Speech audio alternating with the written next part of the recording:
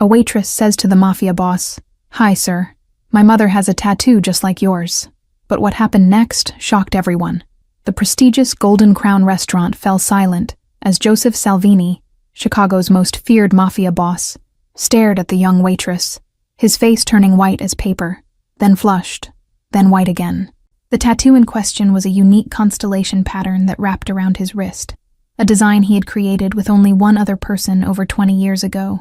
His mind raced back to the summer of 2004, to a woman named Rose, who had simply vanished from his life after what he believed was a miscarriage that had ended their future together. Joseph's bodyguards tensed, misinterpreting his shock as threat, hands moving toward concealed weapons until he raised a single finger to halt them.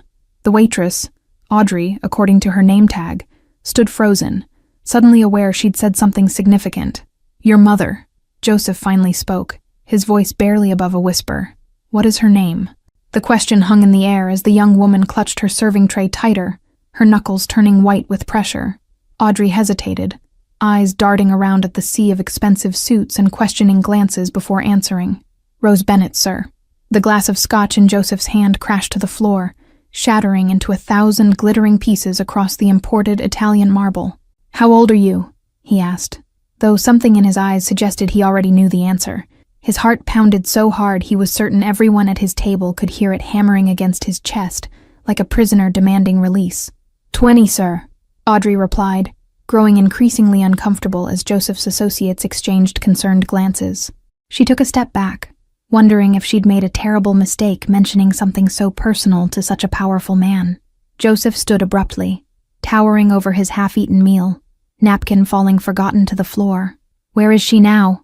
he demanded, voice cracking with emotion he hadn't allowed himself to feel in decades of building his empire. The other diners at nearby tables pretended not to notice the unfolding drama, but their furtive glances and hushed whispers told a different story.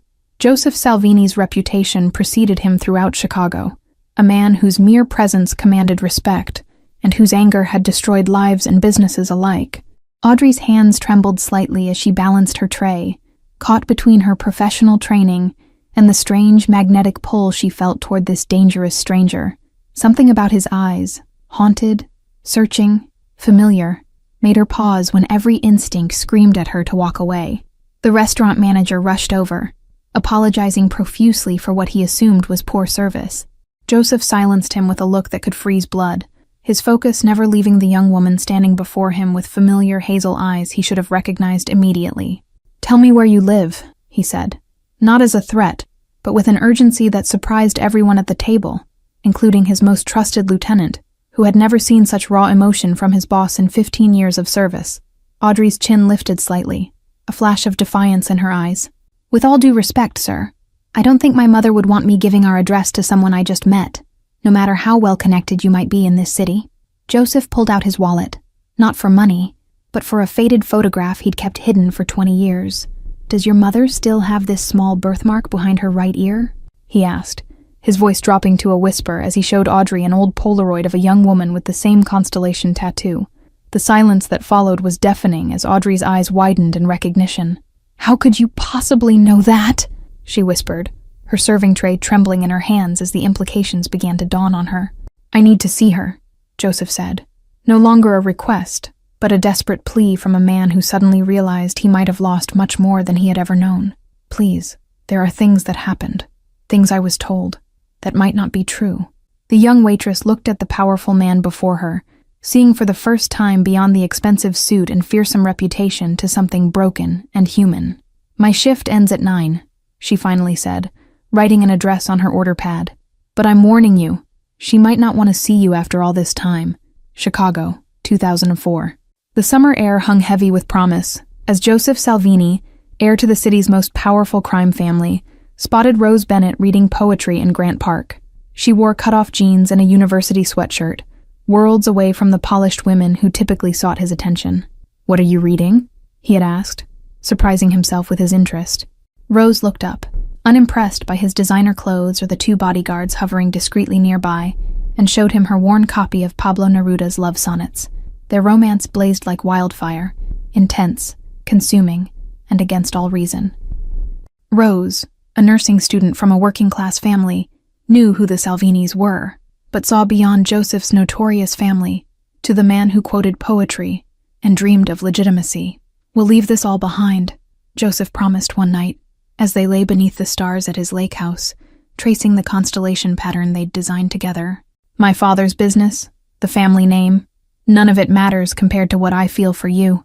For 3 perfect months, Joseph kept Rose separate from his world, meeting her between family obligations and the increasing pressure from his father to take his rightful place in the organization.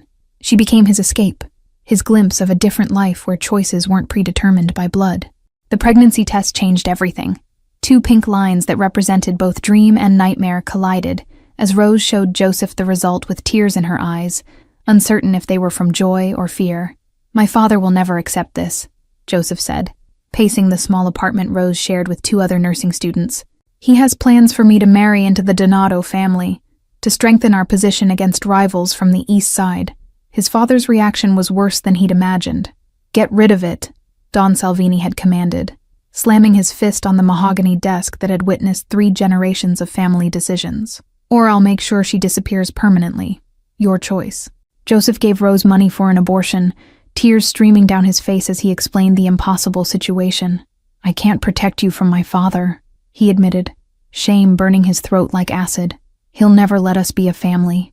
The hotel room where they met for the last time became a mausoleum for their dreams, walls closing in as Rose clutched the envelope of cash with white knuckles. Outside, rain pounded against the windows, nature itself mourning what they were about to lose. Later that night, alone in his father's study, Joseph smashed his fist through an antique mirror, the physical pain a welcome distraction from the hollow ache in his chest. The Don watched impassively from his leather chair, a glass of scotch in one hand, satisfaction evident in his cold, calculating eyes. 2 weeks later, Rose called him from a payphone, voice hollow and distant. "I lost the baby," she said, refusing to meet in person. "It's over, Joseph. Don't try to find me. Your world and mine were never meant to intersect." He respected her wishes, drowning his grief in work and eventually taking his place as his father's right hand.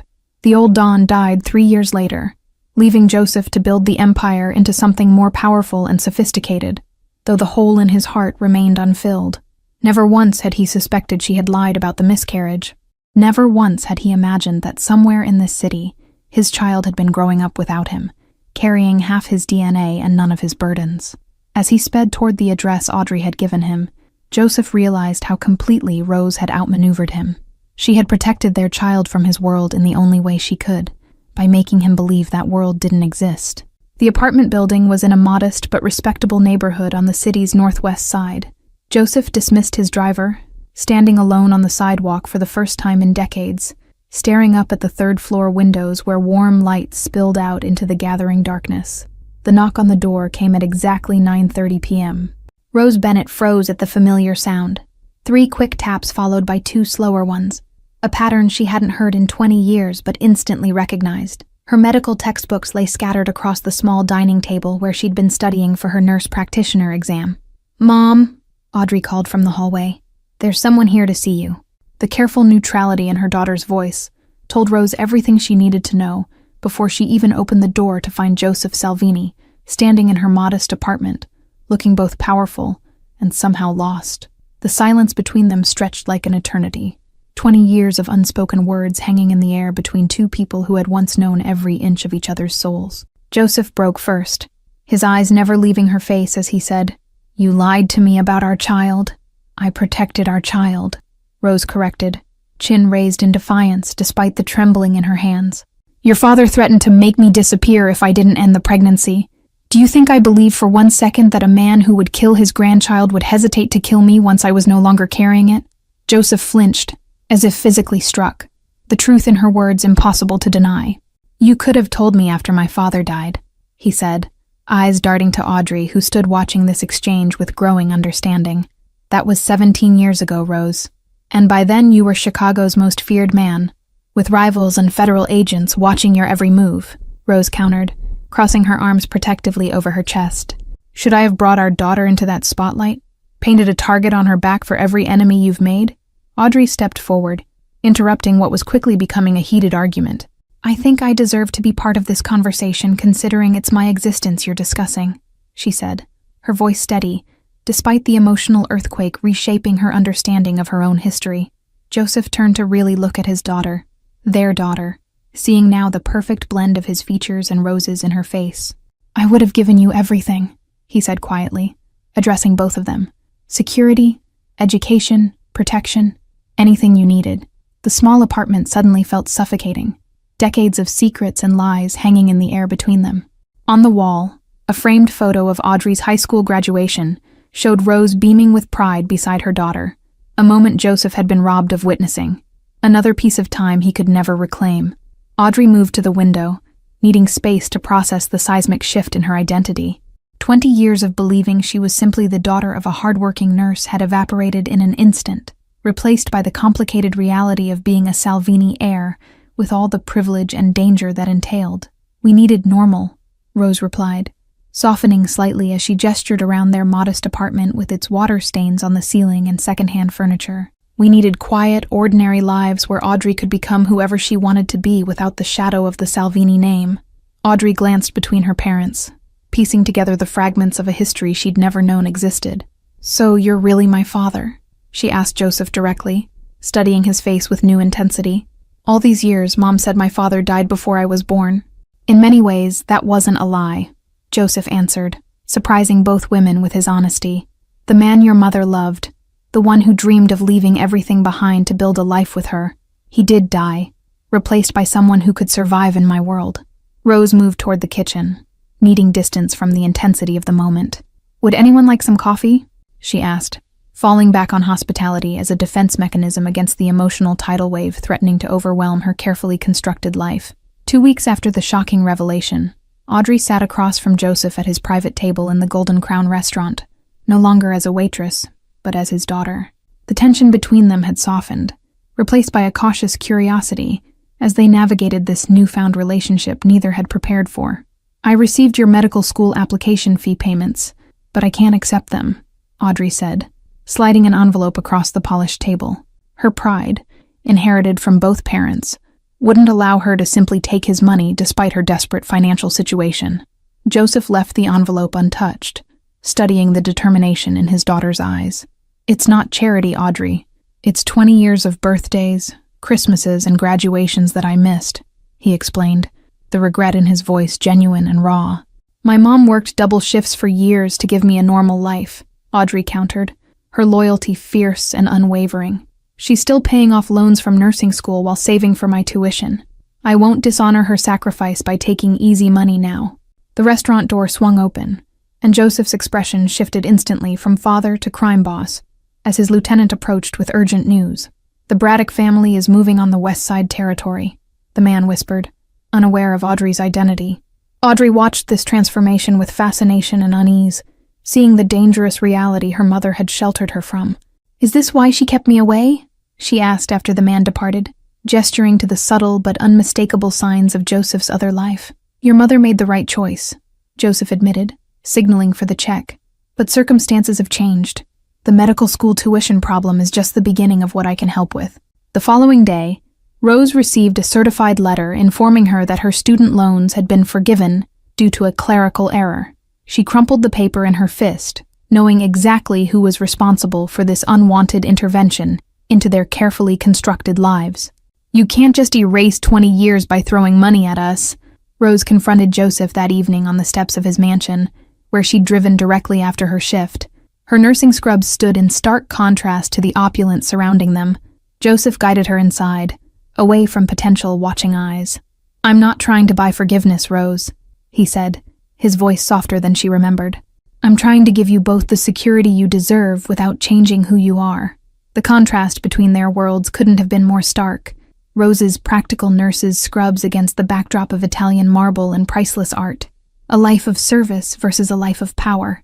Two paths that had diverged 20 years ago at the intersection of love and fear. Through the floor-to-ceiling windows, Chicago's skyline glittered like a jewelry box of possibilities, a kingdom Joseph had built while Rose raised their daughter in the shadows. The city that had kept them apart now forced them together, their separate lives colliding with the force of tectonic plates. The mansion's interior told the story of a man who had everything money could buy and nothing that truly mattered. Pristine furniture sat unused in perfect rooms, expensive art, adorned walls no one ever admired, and silence echoed through spaces designed for a family that had never materialized. "You live alone in all this?" Rose asked, momentarily forgetting her anger as she glimpsed the emptiness of his existence. The question hung between them, loaded with 2 decades of separate choices and shared regret. Joseph's phone rang before he could answer, the screen lighting up with an urgent message that drained the color from his face. "Audrey's been followed from her evening class," he said, already moving toward the door, pulling Rose alongside him. "My security team just spotted Braddock's men tracking her back to your apartment." "This is exactly what I feared," Rose whispered, as they sped through the Chicago streets in Joseph's armored car. "Your enemy's learning about her, using her to get to you." The nightmare scenario she had protected their daughter from for 20 years was unfolding despite her precautions. Joseph gripped the steering wheel so tightly his knuckles turned white. "I'll send you both away tonight. New identities, new location, completely untraceable," he promised, already formulating plans to erase their existence. "Or you can come under my protection, where no one would dare touch what belongs to a Salvini." The Salvini family compound sprawled across 3 acres of heavily guarded lakefront property, a fortress disguised as a luxury estate. Rose and Audrey had reluctantly accepted Joseph's protection after the threat from the rival Braddock family became too dangerous to ignore. "This will be temporary," Rose insisted as she unpacked their hastily gathered belongings in the guest house. Though spacious and elegant, it felt like a beautiful cage to a woman who had spent 20 years maintaining her independence from Joseph's world. Audrey adapted more quickly than her mother, fascinated by this glimpse into her father's life and the legacy that, whether she wanted it or not, was partially hers. "Have you always lived here?" she asked Joseph over breakfast on their 3rd morning. "I grew up in this house, though it's changed considerably since then," Joseph replied, watching his daughter absorb every detail with intelligent eyes that reminded him so much of his own. "My father ruled through fear, but I've built something more sophisticated. Legitimate businesses, political connections." Rose entered the dining room, her hospital ID badge clipped to her scrubs. "I appreciate the security detail, Joseph, but they cannot follow me onto hospital floors," she stated firmly, pouring coffee into a travel mug. "My patients deserve privacy." "The Braddocks have eyes everywhere," Joseph argued, concern etched on his face. "At least let my men drive you and maintain a perimeter." The tension between them was palpable. 2 decades of separate lives creating fundamentally different approaches to danger. That afternoon, while Rose was at work and Joseph attended to business, Audrey explored the mansion's east wing, discovering a library filled with first editions and rare manuscripts. She ran her fingers along leather-bound spines, finding unexpected common ground with the father she was just beginning to know. A leather-bound copy of Pablo Neruda's love sonnets caught her eye, the same collection her mother kept on her nightstand, its pages worn from years of reading. The coincidence sent a shiver down her spine, a tangible connection to the love story that had created her, then been severed before she was born. Outside the library windows, armed guards patrolled the manicured grounds, a stark reminder that this world of culture and refinement was built on a foundation of violence and power. Audrey wondered how many of these men knew who she was, the secret daughter suddenly thrust into the spotlight of a dangerous family legacy. "My grandmother's collection," Joseph explained, finding Audrey absorbed in a volume of Renaissance poetry. She believed education was the true path to power, not the family business my grandfather built. His voice carried a wistful quality that Audrey had never heard before. The peaceful moment shattered as Joseph's security chief burst in, his expression grave. "We've intercepted communications," he reported. "The Braddocks know about your daughter and her mother. They're planning to use them as leverage in the territory dispute." Joseph's transformation was immediate and terrifying. Gone was the contemplative father sharing family history, replaced by a man whose cold fury made the temperature in the room seem to drop. "Move them to the lake house tonight," he ordered. "Triple the security and tell no one, not even our own people." "I have an exam tomorrow," Audrey protested when informed of the plan. "And Mom has patients who depend on her. We can't just disappear because some rival of yours is making threats." Joseph paced the library, torn between his desire to protect his newly discovered family and his respect for the independent lives they'd built without him. 20 years ago, I let your mother make the decision to keep you safe," he finally said. "I won't make the same mistake twice." The lake house, though called such, was actually a remote compound in northern Wisconsin, accessible only by private road and protected by state-of-the-art security systems. Rose stood at the window, watching the sunset reflect off the water, as Audrey explored the rustic but luxurious interior. "He's trying to put us in a gilded cage," Rose whispered, when her daughter joined her. "I've spent your entire life making sure you could make your own choices, and now this." She gestured to the armed guards patrolling the perimeter. Audrey was silent for a long moment, processing everything that had happened since that fateful day at the restaurant. "Maybe we don't have to choose between his world and ours," she finally said, surprising her mother with her insight. "Maybe there's a middle path where we accept his protection without sacrificing who we are." 6 days at the lake house passed in tense isolation before Joseph arrived with news. "The immediate threat has been neutralized," he announced, the vague phrasing telling both women more than explicit details would have about what had transpired in Chicago during their absence. Rose watched him carefully, seeing both the man she had loved and the dangerous figure he had become.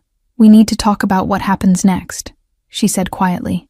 "This situation is forcing us to make decisions we're not prepared for." Joseph nodded, following her outside onto the dock where privacy from both security personnel and Audrey would allow for honest conversation. The autumn air carried the scent of pine and approaching winter as they stood side by side, looking out over the water. "I never believed your father's threats were real until the day you disappeared," Rose finally admitted, breaking the silence between them.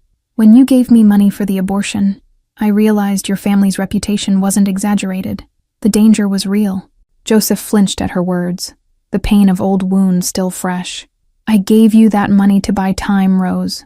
Not because I wanted to end our child's life," he confessed. "I was searching for a way to stand up to my father, to protect both of you. By the time I discovered I was still pregnant, I was already in San Francisco," Rose continued, wrapping her cardigan tighter around herself. "I called to tell you about the supposed miscarriage because I knew it was the only way to keep our baby safe from your world." The revelation hung between them. 20 years of misunderstanding finally clarified in the crisp air above the still lake. "I would have found a way to protect you both," Joseph insisted, though his voice lacked conviction. "My father's organization was different then, more violent, less stable." "And now?" Rose challenged, turning to face him directly for the first time. "What would happen to Audrey if your enemies discovered a Salvini heir who hasn't been raised in the family traditions?" Joseph had no answer that would satisfy her, the truth too complex and dangerous to articulate. "She has my name whether she uses it or not," he finally said, "and that means something in Chicago, for better or worse." The sliding door opened as Audrey joined them on the dock, her expression serious. "I've been thinking about medical school," she announced without preamble. "I still want to go, but I need to understand exactly what being your daughter means for my future." Joseph looked between the two women who should have been his family for the past 20 years, seeing the strength and resilience they had built without him. "It means whatever you want it to mean," he answered carefully. "The Salvini name can open doors or remain your secret." "And what about you and Mom?" Audrey asked boldly, addressing the unspoken tension that had been building since their reunion. "There's obviously still something between you despite everything." Rose flushed, embarrassed by her daughter's directness, while Joseph looked momentarily caught off guard. "Your mother made the right choice for you," he finally said. "She protected you from a life I wouldn't have wanted for my child either." "That doesn't answer my question," Audrey pressed, her persistence revealing her Salvini heritage more clearly than any DNA test could have. 20 years is a long time, but neither of you ever married anyone else." The silence that followed was deafening, filled with 2 decades of might-have-beens and paths not taken. Rose broke it first, her voice barely above a whisper. "Some choices stay with you forever. They become the foundation you build your life upon, for better or worse." Joseph's phone rang, shattering the moment with harsh reality. The call was brief, his responses clipped and professional, but when he hung up, both women recognized the gravity in his expression. "The Braddocks have escalated beyond what I anticipated," he said. "We can't stay here. We need to move tonight." The setting sun cast long shadows across the dock, turning the tranquil lake into a canvas of crimson and gold that belied the danger closing in around them. Rose instinctively moved closer to Audrey, the protective instinct that had guided her choices for 20 years, still her primary compass. Joseph watched the subtle movement, understanding flickering in his eyes. This was what he had missed. The countless moments of ordinary love that couldn't be purchased or commanded. His empire of power and fear suddenly seemed hollow compared to what Rose had built alone. A relationship founded on trust, sacrifice, and unconditional love. The caravan of black SUVs moved swiftly through the darkness, headed toward an undisclosed location Joseph assured would be secure. Rose sat beside Audrey in the middle vehicle, watching her daughter stare out the window at the passing countryside with worried eyes. "We should be at the hospital," Rose said suddenly, breaking the tense silence. "My shift starts in 4 hours, and Audrey has exams tomorrow." The normalcy they had fought so hard to maintain was slipping away with each mile. Joseph glanced at them in the rearview mirror, his expression grim. "The hospital received a bomb threat specifically mentioning the cardiac ward where you work," he explained. "It wasn't real, but it was a message meant for me. They know exactly where to find you." The convoy suddenly screeched to a halt as a tree blocked the narrow forest road ahead. Joseph's hand went immediately to his weapon, eyes scanning the dense woods surrounding them. "Stay in the car," he ordered, voice leaving no room for argument. Rose reached for Audrey's hand, squeezing it tightly as they watched Joseph confer with his security team.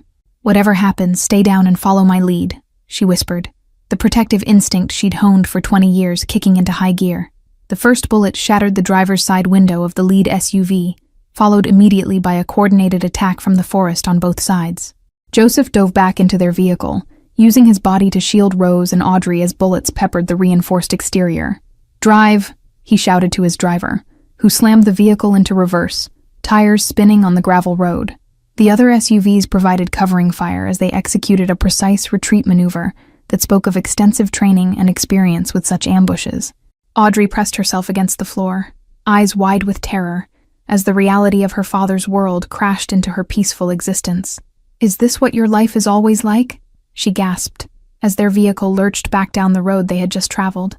"Only when someone thinks they can take what's mine," Joseph replied, checking his weapon before reaching for the satellite phone secured in the console. His call was brief and coded, but both Rose and Audrey understood he was mobilizing reinforcements. The firefight ended as abruptly as it had begun, the attackers melting back into the forest rather than pursuing the retreating convoy. "That wasn't meant to succeed," Joseph muttered, more to himself than to the others. It was a message, or worse, a distraction. His phone rang immediately, confirming his worst fears. "Sir, there's been an explosion at your downtown office," his lieutenant reported, voice tight with controlled panic. "Emergency services are responding, but early reports suggest multiple casualties." Joseph's face revealed nothing, but his knuckles whitened around the phone. "Take us to Lakeside Memorial," he instructed his driver, surprising both Rose and Audrey. "The attack on the office means they don't know where we are. The hospital will be safe for now, and they'll need all available medical personnel." The emergency room was chaos when they arrived, doctors and nurses rushing to treat victims of the explosion. Rose immediately grabbed a set of scrubs from the supply closet, her instincts as a healthcare provider overriding all other concerns. "I can help too," Audrey insisted, following her mother's lead. "I've completed 3 years of pre-med. I know basic triage procedures." The determination in her eyes mirrored Joseph's own, revealing her heritage more clearly than any DNA test could have. As they worked alongside the overwhelmed hospital staff, a pattern emerged in the injuries. Most of the victims were not Joseph's men, but ordinary office workers, cleaning staff, and civilians who happened to be in the wrong place. They weren't targeting my organization, Joseph realized with growing horror. They were making a statement about collateral damage. The irony wasn't lost on him. For decades, he had justified his actions by claiming to insulate innocents from the violence of his world, yet here were dozens of ordinary Chicagoans bleeding because of a vendetta against him. In the harsh fluorescent light of the emergency room, the carefully constructed walls between his family business and civilian life crumbled. Rose moved with practiced efficiency between patients, her hands steady despite the chaos, occasionally meeting Joseph's gaze across the crowded space. No words passed between them, but something fundamental had shifted. They were partners again for the first time in 20 years, fighting together against the consequences of choices made long ago. 3 days after the attack, Joseph stood in the hospital corridor watching Rose and Audrey through the window of the doctor's lounge where they had finally collapsed from exhaustion. Their tireless work had saved dozens of lives, earning respect from the entire medical team who had no idea of their connection to the man allegedly responsible for the violence. "The Braddock family patriarch is requesting a meeting," Joseph's lieutenant informed him quietly, keeping a respectful distance from the sleeping women. "He claims this has escalated beyond his original intentions and wants to negotiate." Joseph nodded, decision made before the question was fully articulated. Arrange it for tomorrow at neutral ground, the old cathedral downtown, he instructed, his eyes never leaving Rose and Audrey. And make sure our federal contacts understand that civilian casualties were not my doing. The meeting with Braddock was tense but productive, two old enemies finding common ground in their mutual desire to end bloodshed that had spiraled beyond control. Your daughter and her mother must be acknowledged publicly as under Salvini protection, the rival boss insisted. Otherwise, this truce means nothing. That decision isn't mine to make, Joseph replied, surprising both Braddock and himself with his honesty. They've built lives independent of my world, and I won't force them into the spotlight against their will. The solution, when it came, was Rose's idea. A charitable foundation established in Audrey's name to support medical education for disadvantaged students. This gives her Salvini protection without Salvini notoriety, Rose explained, as they finalized the paperwork in Joseph's downtown apartment. The Audrey Bennett Medical Scholarship Fund, Joseph read from the incorporation documents, approval evident in his voice, funded by anonymous donors, but with the implicit understanding throughout Chicago that it falls under Salvini protection. Audrey looked between her parents, seeing the mutual respect that had survived 20 years of separation. I still want to be a doctor, not a mob princess, she clarified, her tone leaving no room for negotiation. This foundation lets me acknowledge my heritage without being defined by it. As spring arrived, bringing new life to Chicago's parks and lakefront, the fragile family they had formed began to find its balance. Joseph purchased a brownstone near the hospital where Rose worked, establishing a neutral territory where all three could meet without the shadows of his mansion or the constraints of Rose's small apartment. Medical school acceptance letters came today, Audrey announced one evening, as they shared dinner in the brownstone's elegant kitchen. I got into Northwestern and Johns Hopkins. Her achievements were her own, earned through years of hard work rather than family connections. Joseph couldn't contain his pride, though he tried to temper his reaction to match Rose's more measured response. Whichever you choose, the foundation will cover everything, he assured her. Your focus should be on becoming the best doctor you can be. Actually, Audrey began hesitantly, setting down her fork, I'm considering deferring for a year. The statement caught both parents by surprise, their expressions prompting her to continue quickly. I want to work with the foundation, help establish protocols for selecting scholarship recipients. Rose studied her daughter carefully, seeing the determination that had always defined her. This isn't about the scholarships, she said gently. You want time to understand your father's world before you commit to your own path. Is that so wrong? Audrey challenged, glancing between her parents. For 20 years, half my identity was hidden from me. I need to understand where I come from before I can truly decide who I want to become. Joseph remained silent, emotions warring within him, pride at his daughter's desire to know him battling with fear of what that knowledge might bring. My world isn't something you can experience temporarily, he finally said. Once people associate you with the Salvini name, that connection never disappears. The discussion continued late into the night, three people navigating the complicated terrain of family, identity, and the shadows of the past. By morning, they had reached a compromise. Audrey would attend Johns Hopkins in the fall, but would spend the summer learning about the legitimate businesses Joseph had built, while the foundation would become a family project they could share regardless of distance. You've given her something I never could, Rose admitted to Joseph as they watched Audrey graduate with honors that June. A connection to her past that will help her build her future. The admission cost her pride, but acknowledged a truth she had finally come to accept.